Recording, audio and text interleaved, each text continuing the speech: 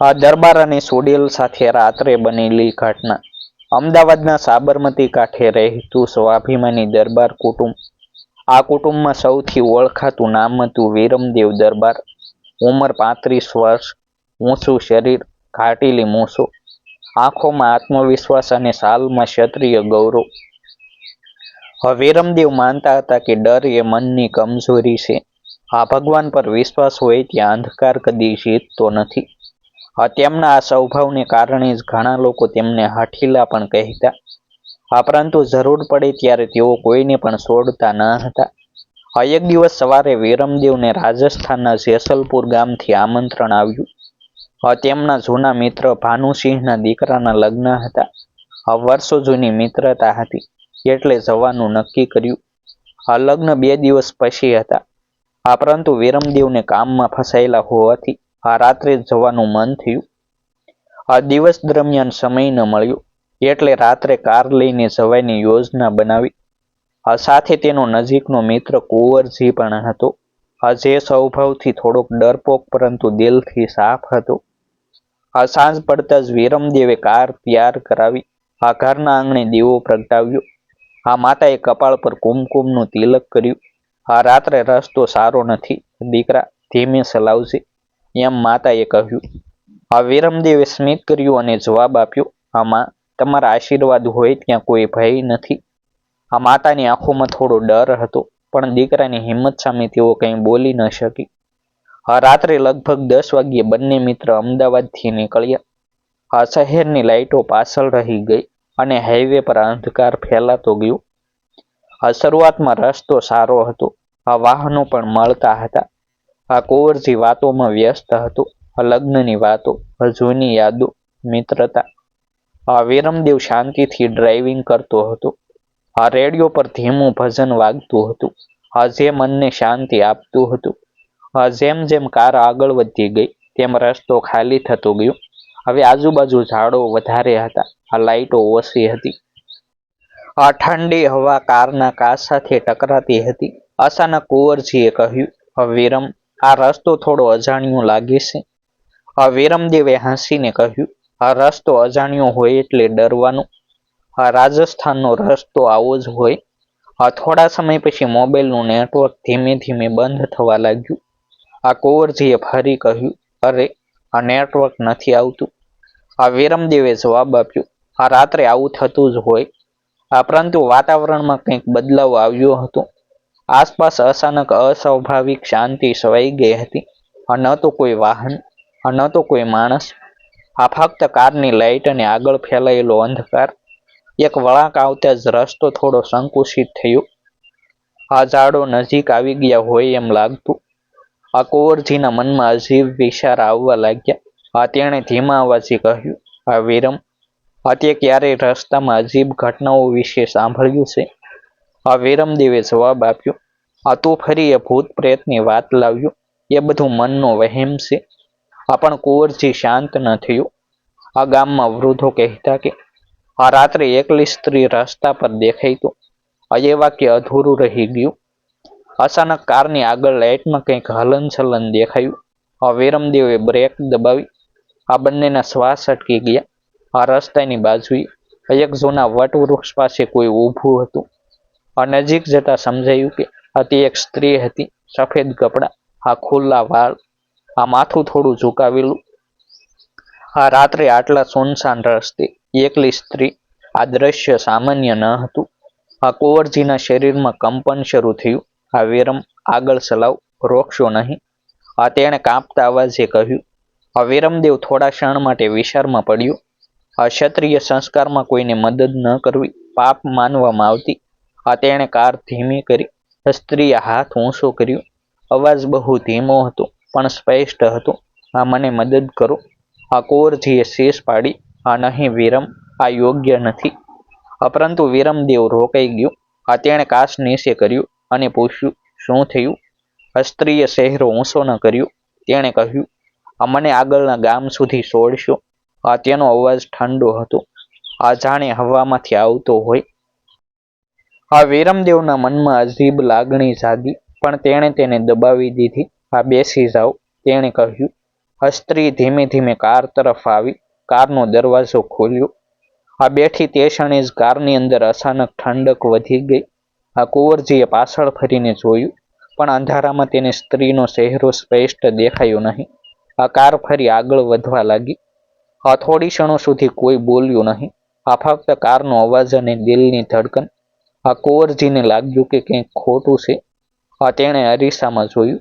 અરીસામાં સ્ત્રીનું પ્રતિબિંબ અસ્પષ્ટ હતું. જાણે પૂરું દેખાતું ન હોય.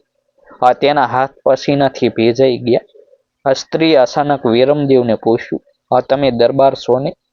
વીરમદેવ ચોંકી ગયા. તમને કેમ ખબર? તેણે પૂછ્યું. સ્ત્રીએ હળવું હાસ્યું. પણ એ હાસ્યમાં ઉષ્મા નહોતી. બધું ખબર હોય છે. એટલું જ કહીને તે ચૂપ થઈ ગઈ. એક વાક્યએ વીરમદેવના હૃદયમાં શંકાના બીજ વાવી દીધા. બહાર અંધકાર વધુ ઘેરો થતો ગયો. રસ્તો જાણે ખતમ થતો હોય એમ લાગતું. કારની લાઇટ આગળ પડતી હતી, પણ અંત દેખાતો ન હતો. વીરમદેવે મનમાં પોતાની કુળદેવીનું નામ લીધું. કુંવરજીની હાલત વધુ ખરાબ હતી. તેણે ધીમેથી મંત્ર બોલવાનું શરૂ કર્યું. સ્ત્રી શાંતિથી બેઠી હતી, પણ તેની હાજરી જ કારને ભારે બનાવી રહી હતી. રાત્રે વીરમદેવને પહેલી વાર લાગ્યું કે કદાચ દરેક વસ્તુ મનનો વહેમ નથી. અંધકાર ક્યારેક સાચો પણ હોઈ શકે. કાર આગળ વધતી રહી, પરંતુ રસ્તો હવે સામાન્ય નહોતો. કાર હવે એકદમ સુનસાન રસ્તે આગળ વધી રહી હતી. આસપાસ ફક્ત અંધકાર, ઝાડોની છાયા અને ક્યારેક સંભળાતા પવનના શિષ્કાર. વીરમદેવે સ્ટેરિંગ મજબૂતીથી પકડી રાખ્યું હતું, પણ મન અંદરથી અશાંત થતું જતું હતું. પાછળ બેઠેલી સ્ત્રી એકદમ શાંત હતી. જાણે આ રસ્તો, અંધકાર, આ રાત તેની ઓળખીતી હોય. કુંવરજીના ગળામાંથી અવાજ નીકળતો ન હતો. તેનું શરીર પસીનાથી ભેજાઈ ગયું હતું. થોડા સમય પછી કુંવરજીએ ધીમેથી કહ્યું, વીરમ, આ રસ્તો પહેલા ક્યારેય જોયો નથી. વીરમદેવે નજર આગળ જ રાખીને જવાબ આપ્યો, હાઈવે પરથી થોડું અંદર આવ્યો છું. આગળ ફરી જોડાઈ જશે. પણ તેને પોતાને પણ વિશ્વાસ ન હતો. રસ્તો જાણે લાંબો થતો જતો હતો. કોઈ ચિહ્ન, કોઈ ગામ, કોઈ લાઇટ દેખાતી ન હતી. પાછળથી સ્ત્રીનો અવાજ આવ્યો, રસ્તો લાંબો નથી, બસ મન લાંબુ થાય છે. વાક્ય સાંભળીને વીરમદેવના હાથમાં ઝણઝણાટી થઈ ગઈ. તેણે અરીસામાં જોયું. આ વખતે પણ સ્ત્રીનો ચહેરો સ્પષ્ટ દેખાયો નહીં. ફક્ત આંખોની જગ્યાએ અંધારું દેખાતું હોય એવું લાગ્યું. કુંવરજીએ અરીસો જોઈને તરત નજર ફેરવી લીધી. તેનું મગજ હવે એક જ વાત કહેતું હતું, આ સામાન્ય સ્ત્રી નથી. થોડી વાર પછી કાર અચાનક ઝટકો ખાઈને ધીમી પડી ગઈ. વીરમદેવે બ્રેક દબાવી. કાર જાણે કોઈકે અટકાવી હોય એમ થંભી ગઈ. શું થયું? કુંવરજીએ કાંપતા અવાજે પૂછ્યું. વીરમદેવ બહાર ઉતર્યું. બહાર હવા અસામાન્ય રીતે ઠંડી હતી. તેણે કારનું બોનેટ ખોલ્યું, પણ અંદર કંઈ ખરાબ દેખાતું ન હતું. કાર નવી હતી. બગડવાની કોઈ શક્યતા ન હતી. એ સમયે પાછળથી સ્ત્રી ઉતરી. તેણે પગ જમીન પર મૂક્યા. પણ વીરમદેવની નજર એના પર જ અટકી ગઈ. સ્ત્રીના પગ જમીનને સ્પર્શ કરતા ન હતા. એ ક્ષણમાં વીરમદેવને ગામના વડીલોએ કહી હતી એવી વાતો યાદ આવી ગઈ. રાત્રે જો કોઈ સ્ત્રી રસ્તામાં મદદ માગે અને તેના પગ જમીનને ન સ્પર્શે, એ વિચાર અધૂરો રહી ગયો. કારણ કે શરીરમાં ભયની લહેર દોડી ગઈ. કુંવરજી પણ બહાર આવ્યો. તેણે પણ એ દ્રશ્ય જોયું. તેના મોઢામાંથી ફક્ત એટલું જ નીકળ્યું, હે માતાજી, અને તે લગભગ બેસી પડ્યો. સ્ત્રીએ ધીમેથી હસીને કહ્યું, હવે ઓળખાયા? તેનો અવાજ હવે નરમ નહોતો. તેમાં એક અજીબ કર્કશતા હતી. વીરમદેવે હિંમત ભેગી કરી. તમે કોણ છો? તેણે સીધો પ્રશ્ન કર્યો. સ્ત્રીનું હાસ્ય આકાશમાં ગુંજી ઉઠ્યું.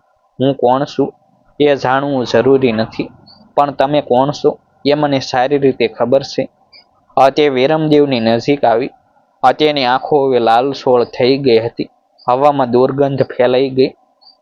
વીરમદેવ પાછળ હટ્યો, પણ અંદરથી ક્ષત્રિય લોહી જાગી ઉઠ્યું. મને ડરાવી શકશો નહીં, તેણે કહ્યું. સ્ત્રીનો ચહેરો વાંકો થયો. ડર તો ત્યારે લાગે જ્યારે જીવવાનું કંઈ બાકી હોય, તેણે કહ્યું. આ કુંવરજી હવે પ્રાર્થના કરવા લાગ્યો. તેની આંખોમાંથી આંસુ વહેતા હતા. અચાનક આસપાસનું વાતાવરણ બદલાઈ ગયું. આ રસ્તો ગાયબ થતો ગયો. જ્યાં કાર ઊભી હતી ત્યાં હવે ફક્ત કાળો અંધકાર અને ઝાડોના ભયાનક આકારો હતા. આ પવન જોરથી ફૂંકાવા લાગ્યો. સ્ત્રી હવે સંપૂર્ણ બદલાઈ ચૂકી હતી. તેના વાળ હવામાં ઉડતા હતા. દાંત બહાર દેખાતા હતા. એ હવે માનવ જેવી લાગતી જ ન હતી. હું આ રસ્તાની રાણી છું, તેણે ગર્જના કરી. વર્ષો પહેલા અહીં મારા પર અન્યાય થયો. જીવતી સળગાવવામાં આવી. ત્યારથી જે પણ અહીં રાત્રે અટકે તે મારું શિકાર. કુંવરજી શીશ પાડી ઉઠ્યો. વિરમદેવનું હૃદય પણ ધબકતું હતું. પણ તેણે પોતાને સંભાળી લીધો. જો તારે બદલો લેવો હોય તો મને લે, વિરમદેવે કહ્યું. મારા મિત્રને છોડ. આ શબ્દોમાં દયા હતી પણ ડર નહોતો. સોડેલ થોડી ક્ષણ માટે અટકી. તારા જેવા ઘણા આવ્યા પણ બધા તૂટી ગયા, તેણે કહ્યું. વિરમદેવે ગળામાં પહેરેલી માળાને પકડી. તે માળા તેની માતાએ આપી હતી. તેણે આંખ બંધ કરી. મનમાં પોતાની કુળદેવીનું નામ લીધું. કુંવરજી પણ એ જ કરવા લાગ્યો. અચાનક હવામાં એક અલગ જ ઉર્જા અનુભવાઈ. સોડેલ પાછળ હટવા લાગી. નહીં, આ શક્તિ નહીં, તે શીશ પાડી. પણ અંધકાર હજી હાર માનવા તૈયાર ન હતો. સોડેલે છેલ્લો પ્રયાસ કર્યો. તેણે વિરમદેવને મનમાં ભય ભરવા પ્રયાસ કર્યો. મૃત્યુ, લોહી, એકલતા. ક્ષણભર માટે વિરમદેવનું મન ડગમગ્યું.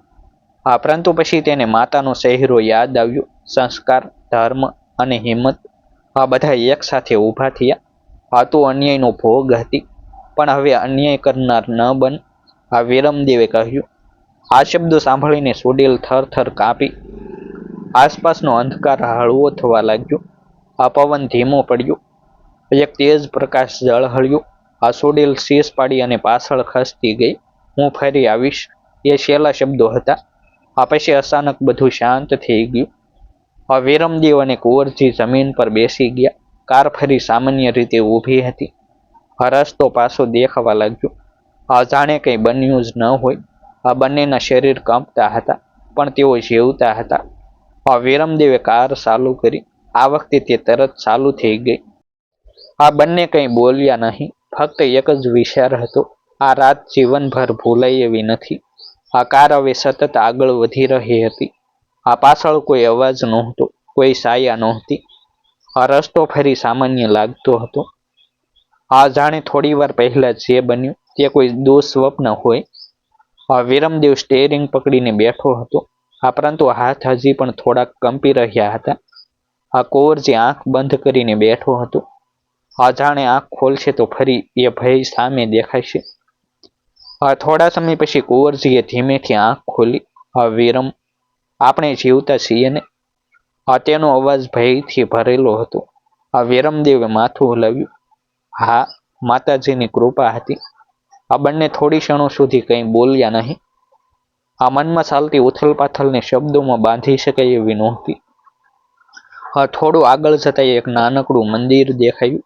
રસ્તાની બાજુએ એક જૂનું દેવી સ્થાન. વિરમદેવે કાર ત્યાં રોકી. થોડી વાર અહીં બેસી, તેણે કહ્યું. બંને નીચે ઉતર્યા. મંદિર પાસે દીવો પ્રગટતો હતો. જાણે કોઈ રાહ જોતું હોય. વિરમદેવે માથું ઝુકાવ્યું. આંખોમાં આંસુ આવી ગયા. આંસુ ડરના નહોતા, કૃતજ્ઞતાના હતા. કુંવરજી પણ હાથ જોડીને ઊભો રહ્યો. આજે સમજાયું, તેણે કહ્યું, કે બધું અંધવિશ્વાસ નથી.